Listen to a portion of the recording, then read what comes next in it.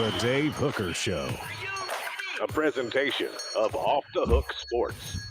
Objective insight, expertise, top guests. Available on YouTube, Apple, Spotify, and the Off the Hook Sports app. Download now for free. Also available on offthehooksports.com. I compute and obey. Now to Dave Hooker. Ready. Breaking news, as in case you missed it, we broke down recruiting as Tennessee picks up pretty significant prospect with a fantastic backstory this morning. Also on the program a little bit later, what tier of a quarterback is Joe Milton? And Tennessee ranks pretty high in post-spring rankings per one national report. And I'm going to weigh in slightly off topic on the Ja Morant thing because this thing's gotten a little crazy. And the reason I think it's relevant to what we do is you're going to have young men that have more money in their pockets than ever before. And buying a gun is a status symbol for a younger generation. But also, are we being a little bit unfair in how we are looking at Ja Morant? Again, it's not going to be a Grizzlies talk per se, but it is going to be a talk about where we are in our society. So I'm going to go slightly off topic, off schedule a little bit later in the program. But first, my man, Caleb Calhoun. It is his birthday. So how many happy birthday wishes can we get for Caleb Calhoun, who gets a big Today's oh, he didn't get a today's tough question. He gets a Hank Kingsley. Hey now. Happy birthday, my man. Why, thank you, Dave. Look at you. I mean, I look heavenly, don't I? You do look heavenly.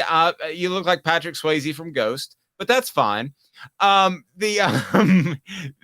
guys, apologies in advance. I got a new studio work in the works for next Monday. Not there yet, so just enjoy my godlike status for now.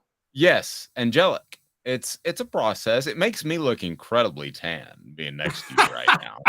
So for those that are so for those that are just listening and not watching, you need to check out YouTube. Please subscribe. As a matter of fact, Jacob Warren will be the first to tell you that I need this. What's up, everybody? This is Jacob Warren asking you to like, subscribe, and share. Dave needs this. All right, so here we go. Emmanuel Okoye out of London, England, signs with the Vols. So this is not just a commitment. I may have misspoken earlier, but this is a guy who's going to be on Tennessee's campus in 2023, wants to be a part of summer workout. So he theoretically could get there could get to Knoxville in the next couple of days. But you would think that the second session of summer school would be a real possibility. And if not, he'll be with Tennessee in the fall. Now, this is a guy who has a 45.5-inch vertical. This is a guy who is a project guy, okay? So he's not going to show up on campus and have 10 sacks this year, Caleb, but this is a guy who Southern California wanted really bad, and a lot of people were after him. And I think it's pretty exciting for Tennessee to be able to pull a guy like this. The upside is tremendous. In the old days, Caleb, I might argue that you take up a scholarship in hopes of an impact player, but nowadays it's a business. And at some point, if Okoye can't play, they're just going to say you're better off elsewhere. So there's really no risk involved here with a guy that has tremendous upside. What did you think of the get by the Vols? Yeah, I thought it was a great pickup for Tennessee. I even break from you a little bit in terms of whether or not he makes an impact this year. If he doesn't, it's because of how loaded they are at edge rusher. But let's not forget, if you look at Okoye and you look at his highlights, what you very clearly get is he's raw, but he's got incredible instincts and he's very athletic. Here's the thing about edge rusher. Not a lot of learning at that position. Not a lot of roles you have to play. On top of that, in Tennessee's system, edge rushers don't have to develop too much. They can be pretty raw. Remember, Byron Young was extremely raw when he got signed 2 years ago, and he immediately broke out and was an impact player. I think Rodney Garner and Mike Eckler have a pretty solid system, whether or not you think Okoye would play outside linebacker or defensive end. And what could happen is, I mean, again, athleticism and potential outweighs being seasoned at the position when it comes to edge rusher. It's almost like running back. You can plug a guy in Tennessee's system and just have them ready to go. Agreed. Even if he never, ever is an impact player, he's already had an impact. It is one of the top stories, and it's a slow time as far as sports news, but it's one of the top stories on ESPN right now. Chris Lowe just wrote about it, and because you have a better story, because he's from Nigeria, he was part of the NFL Academy program in England, so he's going to play college football at Tennessee. 6'5", 230 pounds. USC and Texas Tech were the other schools. He also had offers from other Power 5 schools, including Georgia. So the plan is to enroll this summer. And as far as an impact on what he can have, I've seen firsthand a guy come in, Konstantin Ritzmann, came in from Germany and was a fish out of water in the beginning. And not to say that'll be Okoye, but Ritzmann turned into a captain for the Vols. So the transition can be made. And again, Okoye's upside, no offense to Konstantin Ritzmann, but I think he was a very solid player. Okoye's upside is more significant. 45.5-inch vertical is what we've been told. I would like to see that in person, but that is through the NFL Academy. 11-foot 3-inch broad jump, both of which would be NFL combine records for defensive ends, and a 72-inch wingspan. So it's almost as if Caleb, who looks very angelic on this day, it's almost as if Okoye was created in heaven to be a defensive end edge rusher in football. So pretty significant. Absolutely. A fun fact about Konstantin Ritzmann, he scored 10 points in the 2001 season in 3 different ways. He recovered a fumble for a touchdown against Kentucky. He got a safety against Syracuse. And this is the funniest one, he was in on an extra point against Memphis that was blocked. And then the holder, I think was at the time, I forget his name, improvised and picked up the block extra point and threw it into the end zone to Konstantin Ritzmann for a 2-point conversion. So I covered those games, and I don't remember that. That's Caleb Calhoun, ladies and gentlemen. That's one of the wildest plays. Imagine a blocked extra point turning into a 2-point conversion. Like, that is a wild play. But yeah, no, that did happen with Konstantin Ritzmann. But yeah, I think this guy, okay, has much greater upside. Right now, Tyler Barron and Roman Harrison seem like they're the seasoned vets. But with Okoye in, Dave, I mean, next year, James Pierce, Joshua Josephs, Emmanuel Okoye. I mean, we're talking. You've already talked about Joshua Josephs. You think if you just like you and Fred White both say if you just like put a bubble suit around him and you say he's going to be just a superstar the minute you unleash him, right? Yeah, no doubt. So imagine him on one side and then Okoye with this raw potential on the other. Yeah, that's pretty good. I mean, he grew up playing soccer, so you'd think he'd have great feet. He was a basketball guy. This is according to Chris Lowe. And then he was discovered last year by, if you remember, O.C. Umenyiora, the defensive end for the New York Giants, with that great front they had. And it's part of the Uprise program that scouts out these guys. So here's a guy that probably was not a great fit in basketball, because he's 6'5", and there are a lot of 6'5" dudes. He's probably too big to play soccer. This is his chance, and to make a living playing sports, and he should grab a hold of it and take advantage, because there's not a lot of dudes walking around with that type of athletic ability. Yeah, I agree. That's the big thing, is he's got just rare athleticism, and the fact that he played basketball. We've seen this.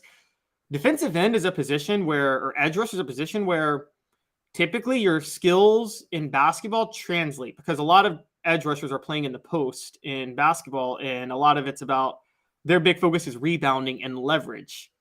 That's, this from covering Tennessee basketball in 2001. Julius Peppers was a master at leverage, and Tennessee had no idea how to deal with him when he came into the game. And So it's like how playing center field translates to playing safety really well. There you go. I like that.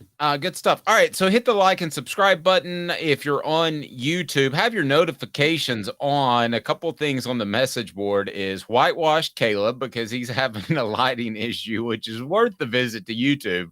If you're on one of our audio platforms, the new Swayze from Ghost, the Omen, he's getting some of that, but it's his birthday, guys. So wish Caleb happy birthday because he certainly keeps me straight and no question about it. So happy birthday. And I'm just giving you a hard time, Caleb. You know that. I think you look very angelic. Happy birthday. Are you, do you share your birthday, your age, or are you of the female persuasion that does not like to share that like my wife? No, I share it. Yeah, I'm 35 years old. I don't 35 years old. He's so young. By the way, somebody mentioned that Konstantin Ritzman was the Germinator, and he absolutely hated that nickname. I remember asking him about that, and I said, what do you think about your new nickname, the Germinator? And he goes, I don't really like that, but that's fine, whatever. Was his response. I just would have loved for him to have played for Derek Dooley and just gotten the D-Day analogy of the Germans during World War II. Nice. All right, so here we go. A lot to get to on the program. And let's start with current Vols that are out there. And I'll tell you what, I saw this in the rundown for the show. We went over in our production meeting at 4 a.m. as we do each and every day. The Vols number 4 in the post spring SEC power rankings. So what do you think of number 4? I think that's pretty complimentary considering anybody's going to be number 2 from the get. Now, this is by on 3, but anybody's going to be number 2 in the SEC to Georgia. So what did you think of number 4 in the post-spring power ratings? I think this is disrespectful. Oh, here we go. See, Dave and I are both very, very objective, but I feel like so far I've seen like even the harder one on Tennessee. But I think in this sentence, I'm going to sound like more the Tennessee cheerleader than Dave. They should be ahead of Alabama. That doesn't mean they're going to be better than Alabama in the fall, but these are power rankings, meaning where you are at this moment. Where is Alabama at the end of spring?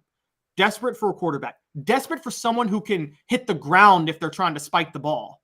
Okay. And Tennessee, whatever else you think, is not desperate for a quarterback. They have a starter. And if the starter doesn't work out, they got a backup that everybody has a pretty good bit of faith in. Alabama went in, desperately added Tyler Buckner from the transfer portal. I'm sorry. I know Dave and I disagree. That's probably why he's fine with Alabama ahead of Tennessee. You don't think it was as desperate of a move. But I'm pretty sure it was because they don't have a quarterback on the roster and they needed one. And because of that move, post-spring, Tennessee should be ahead of Alabama. I get LSU, Jaden Daniels is back, very high on. I get Georgia. Georgia's Georgia at this point. It's a factory for NFL talent, beyond even what Alabama was doing at Nick Saban's height. But outside of those two, Tennessee should be a clear-cut number 3 post-spring. Yeah, clear-cut number 3. So that is what the H? What the? What was he thinking? Release the hounds. The Dave Hooker Show. Keep cool. A presentation of offthehooksports.com. So Tennessee, number 4 in the power rankings, post-spring power rankings by on 3, as Caleb just mentioned, behind Georgia, LSU, and Alabama. What the H brought to you by Craft Treats. Use the promo code OFFTHEHOOK. Promo code OFFTHEHOOK. Get 20% off at crafttreats.com. They have the chill pills, which will chill your pet out when it comes to anxiety or digestive issues or arthritis with the CBD derivative in there. The chill pills are fantastic. Go to crafttreats.com. Use the promo code OFFTHEHOOK, and you get 20% off your pet. I absolutely love it. crafttreats.com. So are we a little bit too bully? Because I got this from someone who listens to the show daily. Are we a little too bully on LSU this year? I think both you and I think that LSU and Brian Kelly is going to be tough to handle in the next 3, 4, 5 years. But are we a little bit too bully this year? Or do I have an antiquated notion of what it takes to rebuild a program? Because nowadays you can do it in a couple years as opposed to 3 or 4 years. But I did get the feedback from somebody that we're a little too bully, a little too high on LSU. Why are we not high on LSU? I think the only way you could be not high on LSU is if you looked at that SEC championship game and saw, okay, they weren't on the level of Georgia. What you miss is they got to the SEC championship game, beat Alabama in Brian Kelly's first year. I said from the start, if Tennessee made the smart move in 2008 and hired Brian Kelly, they'd have a couple of national championships already. And they should have hired Brian Kelly over Lane Kiffin. He was the best option. People are going to sit there and point out Brian Kelly never won a national title at Notre Dame. You know what? He got Notre Dame to the title game, and anybody that knows the state of Notre Dame football knows that that's a monumental task, because that's not – there are 39 other jobs where it's easier to win at than Notre Dame right now. I don't care about program prestige. So that was a huge deal on its own, and he did it a few times. He got into the college football playoff. So I think this year, let's talk about they bring their quarterback back. There's an argument. I would argue Tennessee, but if you don't say Tennessee, you would have to say LSU's got the best set of wideouts in the SEC, as On 3 noted. And their biggest issue last year was their secondary, which is when they gave up a lot of points. They completely revamped it in the transfer portal. So combine revamping your secondary, you're loaded at skill positions, a second year of experience in Brian Kelly's system, and then Brian Kelly just being an all-out really, really, really, really good football coach when he's not dancing and doing hip-hop dances with recruits or putting on a fake Southern accent. And it's not that what's weird? That was so goofy when it happened, but it's almost become likable now and made him, he's kind of a stiff guy, made him almost, I don't know if likable is the right word, or approachable. But he kind of poked fun at himself a little bit. So at the time it seemed stupid, the fake Southern accent and the hip hop thing. But now it kind of seems like he's less of a stiff, to be real honest with you. As far as the East and West, now there's not going to be really an East and a West, I don't think, for much longer. But just out of the teams that we're looking at now, if there were an East and West 2 years from now, which would be the best top to bottom? Because in the East right now, you've got Georgia, you've got a surging Tennessee program. You might have a surging you do have a surging South Carolina program. You've got Florida that's kind of floundering. Missouri, Vanderbilt, Kentucky, they kind of are what they are. I got a lot of respect for Kentucky, but it is what it is. But then I look at the West teams with LSU, Alabama. Nick Saban might have another 3 or 4 years in him. I like the Auburn hire with Hugh Freeze a lot. In fact, Lane Kiffin is going to be what he is, and that's a guy that's going to flirt with 9 wins pretty much every year at Ole Miss. Got questions about Mississippi State because of the late Mike Leach, and rest in peace. If I had to predict those group of teams that would be better, I think the West grouping is going to be significantly better in the coming years, despite the fact that Georgia is the elite program in the SEC right now. What do you think? I think the West has been better. The East is basically what it's almost what the West was in the 90s at this point. And I've been very look, is the SEC the toughest conference? Yes.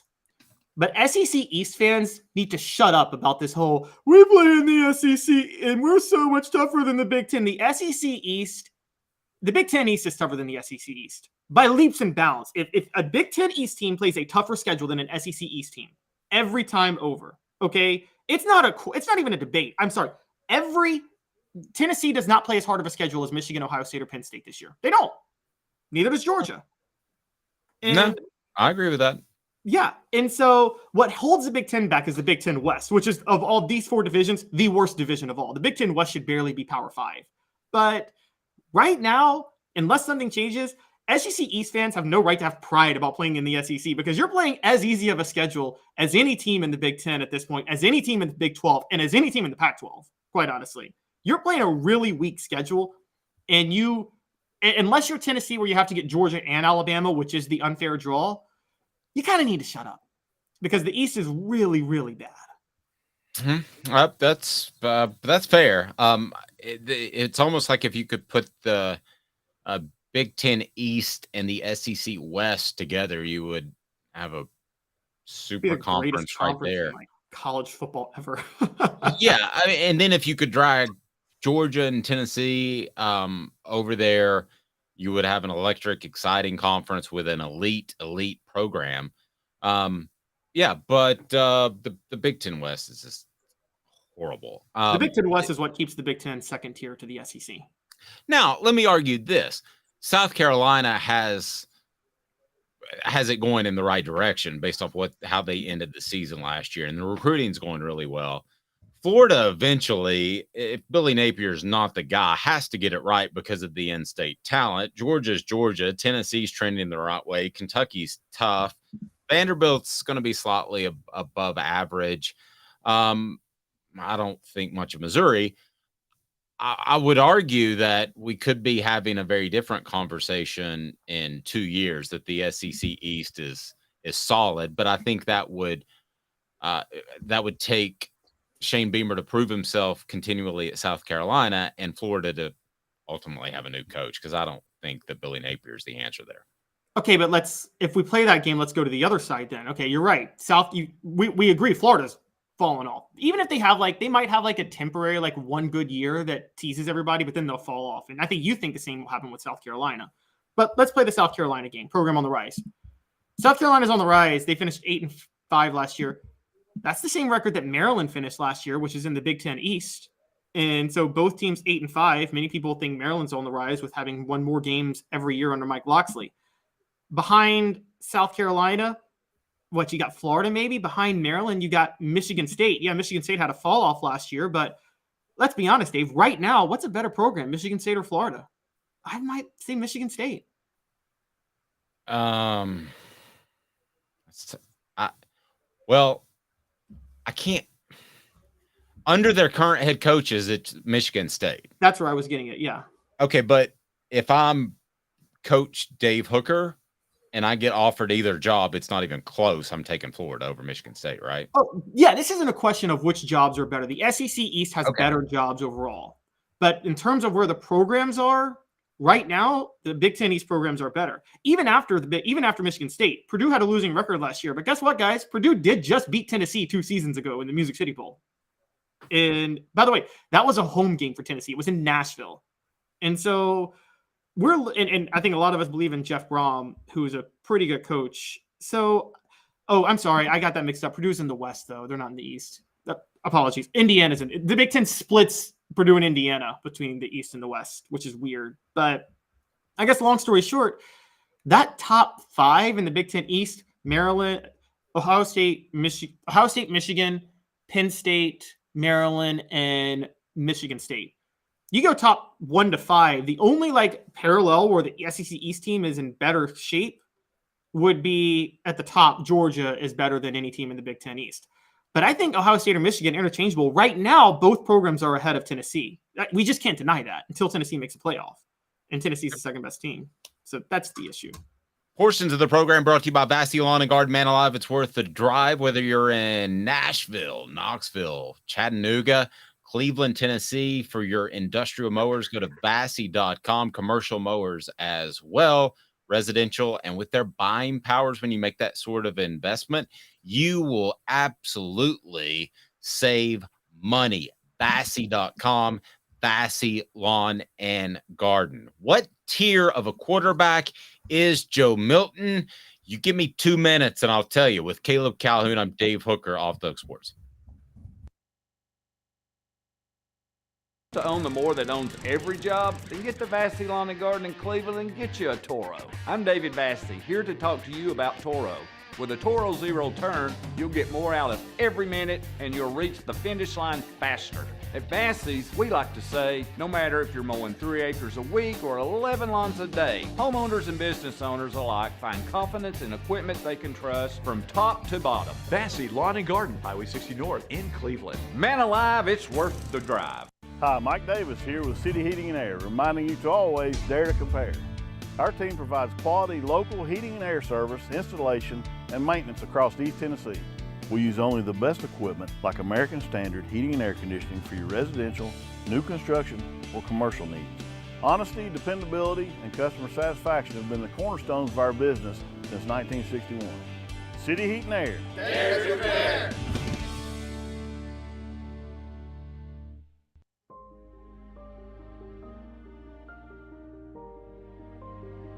Our family has been creating one-of-a-kind pieces of jewelry in West Knoxville since 1986. Each piece is a combination of unique processes that bring your idea to life.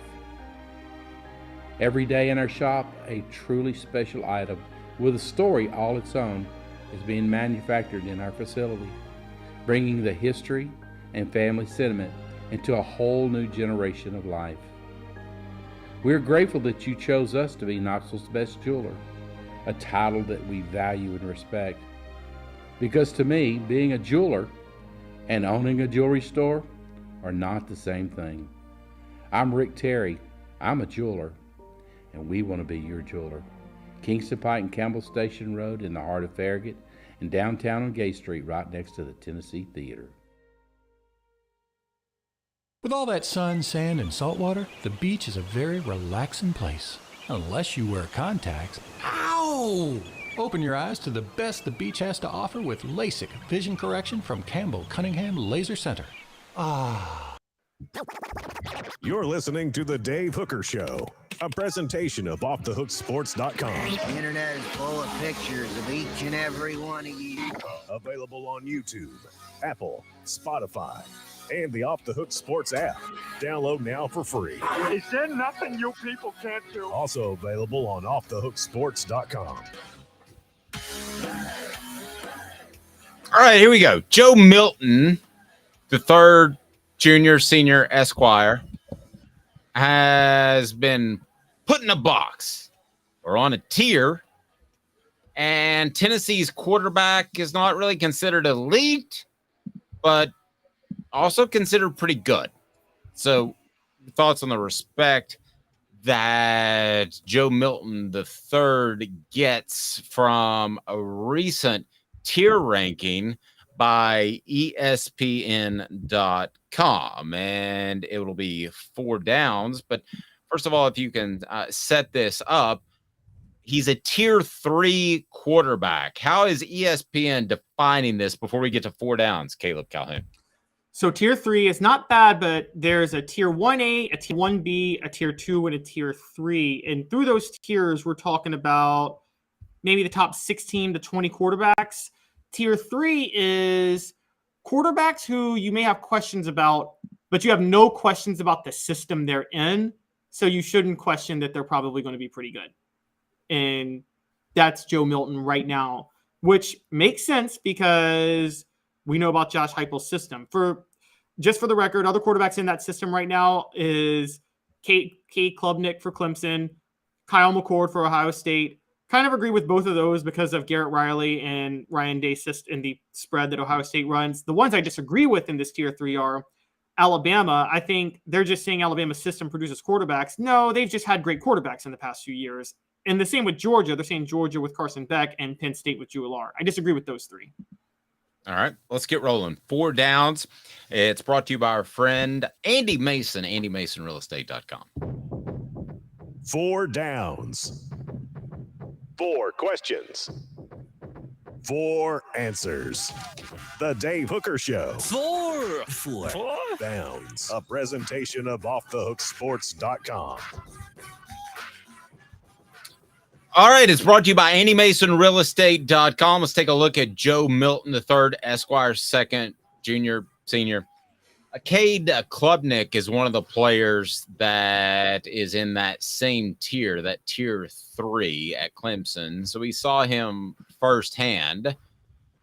Would you take Cade Klubnik over Milton in an even trade right now with Clemson? That'll be first down, brought to you by AndyMasonRealEstate.com. Andy Mason has the best service and the best prices in Knoxville. If you're buying a home, it's Andy Mason.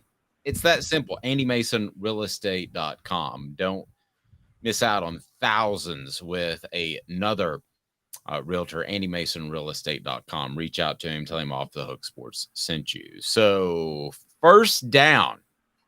Would you take Cade Klubnik over Joe Milton right now? What say you? Did anybody watch what Cade Klubnik did to what we all agree was a very mediocre Tennessee pass defense last year? Wasn't good. No, I know we don't put too much stock in bowl games. I put stock in it if you play horribly, though, as a quarterback. And so, no, I'm taking Joe Milton over Cade Klubnik right now. Okay, I don't take a lot of stock in bowl games, and I particularly don't take a lot of stock in this bowl game. But I would take Cade Klubnik for a couple of reasons. I think he's a more natural runner. Let me put 3 reasons. I think he's a more natural runner. I think that the way the game plan by Clemson was like they had zero faith in him. They're going for it on 4th downs. They're being overly aggressive. It's just like, play the game, man. Y'all have a talented roster. Just play the game. And then the third, I would say just eligibility. And eligibility would be the difference. He has 3 years where you would have 1. Isn't that an overrated take nowadays, though, with the transfer portal? Like, is eligibility really a thing that matters anymore? Travis says, there it is, ridiculous take. I'm not hating on Joe Milton, but if you had 3 years, okay, if you had to choose between 1 year of Joe Milton right now or 3 years of Nico, you would take 3 years of Nico. So I would take 1 year of Nico because I think Nico's just that good over 1 year of Joe Milton. You would take 1. Okay. 1 year of Nico at where I think he's going to be, not Nico this year. But 1 year of Nico, like of where I think he's going to develop, Nico. So that's not even a fair comparison. But we always talk about I want the 3 year guy, not the 1 year guy. Well, guess what? Auburn got Cam Newton for 1 year. What happened? Syracuse had Carmelo Anthony for 1 year. What happened? Kentucky had Anthony Davis for 1 year. What happened?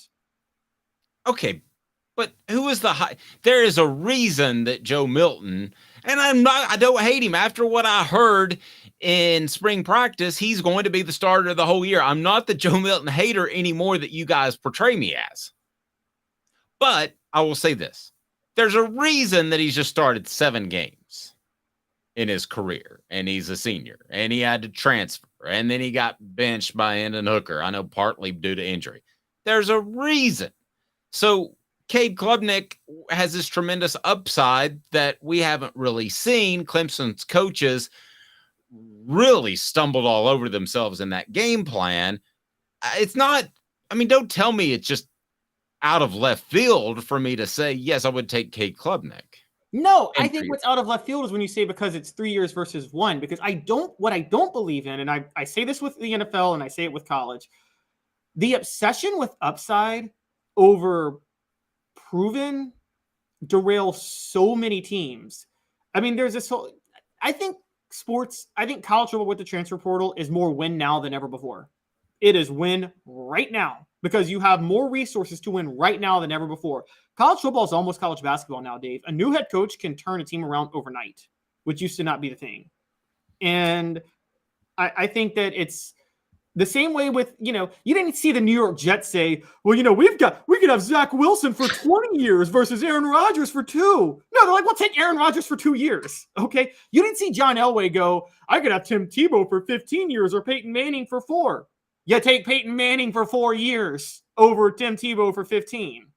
And so there's this win now thing. There's this upside idea that I think is just, it's been an annoying thing in sports for as long as I can remember, when your best success usually comes in a 5 or 6 year window. One, if you're talking about a coach or a pro player, and you only need 1 year for a college player.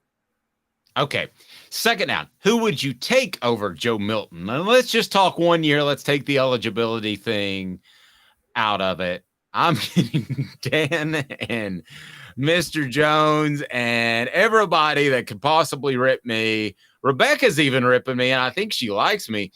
But everybody's ripping me. So who would you take? I think, we're objective. We're not just going to worship at the feet of Joe Milton because Josh Heupel says so.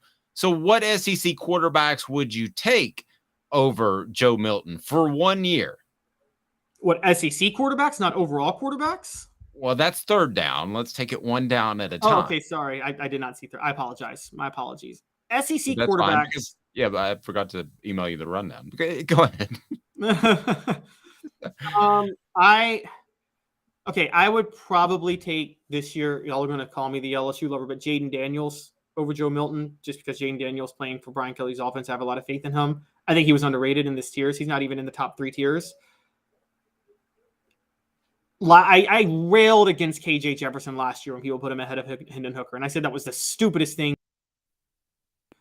I'd probably take KJ Jefferson over Joe Milton, though. Wow.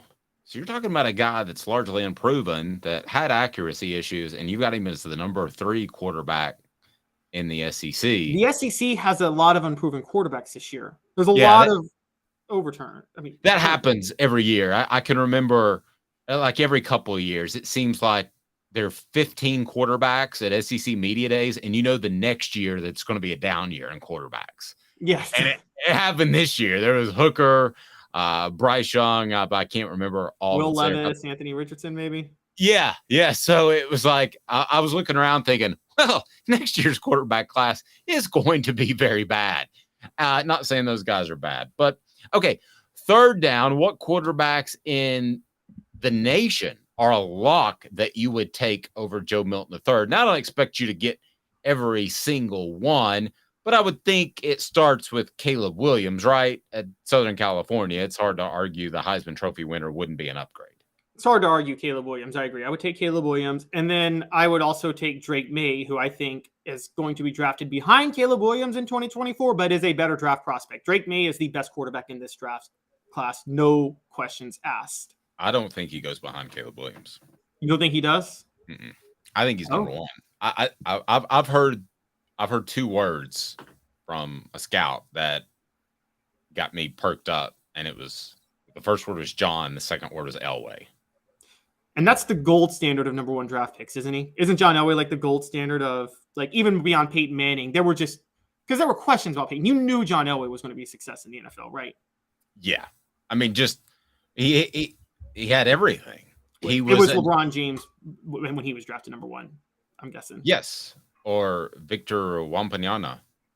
The kid that the Spurs are going to get. Yeah, he was that type of freak athlete. And no knock against Peyton, but Peyton had the Ryan Leaf thing. So yeah, I think Drake May is that guy, and you would probably take him. I mean, I think Drake May's really, really special, like a generational talent. We'll see. I mean, he's got to survive another year at North Carolina. I got mad respect for the kid for sticking. I mean, I heard that there was like offers of $5 million for 1 year, which was pretty insane. So we're at 4th down. So 4th down, what is the most important game for Joe Milton III? Florida. He's going to get by Virginia, and he's going to get by, who's their second game? I'm already forgetting it. It's awful. Yeah, somebody that they shouldn't be playing. Florida is the game where we judge Joe Milton, because we both think Florida's floundering, but that doesn't mean that they're a fall out of bed win for Tennessee. You're going to Florida. They haven't beaten Florida in the Swamp in 20 years. And, you know, without Casey Clausen, they haven't beaten Florida in the Swamp since 1971. So that's by no means a given. They should beat Florida, but we've seen so many crazy things. But if Florida's the game where you judge Joe Milton. Yeah, Travis brings up a good point. So I'm all on board with Drake May, but he's the opposite of Tennessee's system. That is true. So kind of like trying to think of a good comparison. You would take we talked about how Nico was the perfect fit for Tennessee system, whereas Arch Manning is a good fit for any system. So it's not a slight in Nico whatsoever, but I see what you're saying there, Travis. D, just absolutely no way keeping Milton. 2nd down, we are good this year. Milton has 3 years in the system. Anyone else would be green, fair. Rebecca says Florida sets the tone. I think there's a lot of truth to that. But by the same token, if anything happened in the Virginia game, I don't think it's going to be close. I haven't seen an early spread for that. But if you come out and there are errant passes, 6, 7 errant passes, and you just beat Virginia by 3 touchdowns instead of 4 or 5, or you just beat them by 2 touchdowns, that could be a defining game too that makes people scratch their head and wonder, because you're not going to learn anything from Austin Peay. So I'll say straight out of the chute, it's Virginia. Come out there and dominate and be really good. You've got the whole offseason to prepare. So I'll say that would set the tone of the season, which is an easy out for me to say the season opener sets the tone. But with a new quarterback, I think there's something to that. I think the players will see more out of Joe Milton being the guy throughout August and into the Virginia game than even we'll see, Caleb. And if they have half the belief in Milton they had in Hendon Hooker, Tennessee's good to go for the rest of the year. They will be a 10-win team. Here's the thing. What you just said is going to happen versus Virginia, because that's going to be the offense this year. What people need to prepare for is you're going to have a lot more missed throws, some errant passes, and a lot more stalled drives. But you're going to see more. I hate the word ball control. Gosh, I hate the word ball control. But you're going to see a little bit more of it in Josh Heupel's system. You're going to see moving the ball more. And so you're still going to see Tennessee pretty much have control of games. But I don't think you're going to see consistent 60-point games this year. So I think what you just talked about is going to be the case, but I don't think it's going to be cause for panic, because I think the coaches are kind of prepared for that. If they beat Virginia or any team by 20 and they're even close to time of possession and this is a different looking football team, hey man, I don't care if you cover or not. It used to really get on my nerves when Tennessee would beat like a Texas El Paso by 40 points, and some people are upset that they didn't cover the spread of 43. Listen, if you can go out there and punish some teams with this offensive line, and you might be able to do that, and a running game that's going to have some electricity that it didn't have with Dylan Sampson 100% in the playbook, hey, you're not going to hear me rip them for beating Virginia 30-10 and controlling the game throughout. So that's a fantastic point. I like that a lot. All right, so it is time for today's tough question. Today's tough question brought to you by Campbell, Cunningham, Taylor, and Hahn. Here we go. Today's tough question. Take a side. Take a stand. The Dave Hooker Show, a presentation of offthehooksports.com. Free LASIK promotion. No, I'm just kidding. But Campbell, Cunningham, Taylor, and Hahn did my LASIK surgery. No glasses near or far. I am golden. I can't even begin to tell you how awesome the care was, because I had another little bitty health issue that cropped up, and actually they diagnosed it. That had nothing to do with my eyes.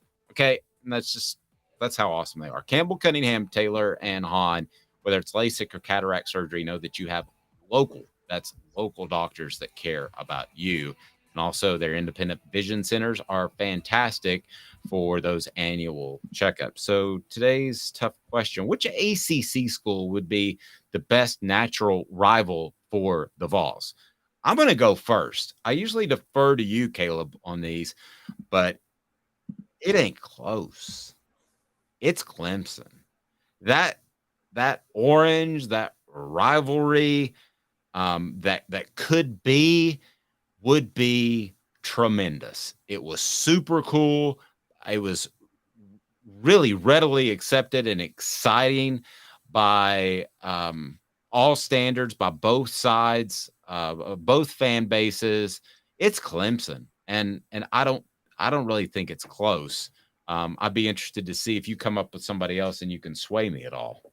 You're wrong, and you're wrong, and you're wrong, because when I say did I not even get like a soft thing? Basically, I just gotta. You suck. Thanks. When you talk natural rivals, this has to be one that could maybe 20 years down the road turn into a series where each team circles the other game beyond any other. And Clemson, no matter what happens in football, will always circle South Carolina. They just will, because that's just that in-state rivalry. The same way Florida and Florida State will always circle each other. Georgia Tech, not so much. That rivalry's dead. But Clemson, South Carolina. Tennessee's most natural rival is Virginia Tech.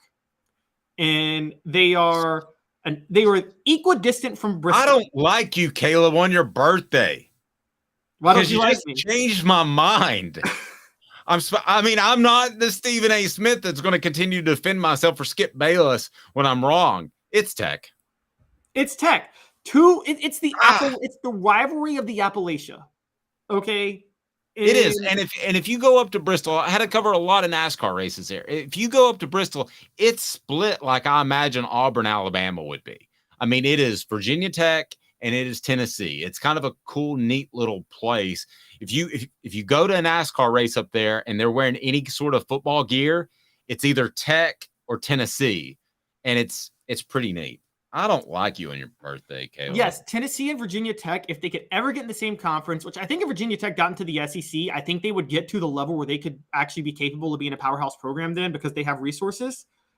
That could be a Michigan-Ohio State level of like border state rivalry with, by the way, for those who don't know, Toledo would be the Bristol because Toledo is equidistant from Ann Arbor and Columbus. Okay. And Bristol is equidistant from Blacksburg and Knoxville. It's Virginia Tech. That would be just the most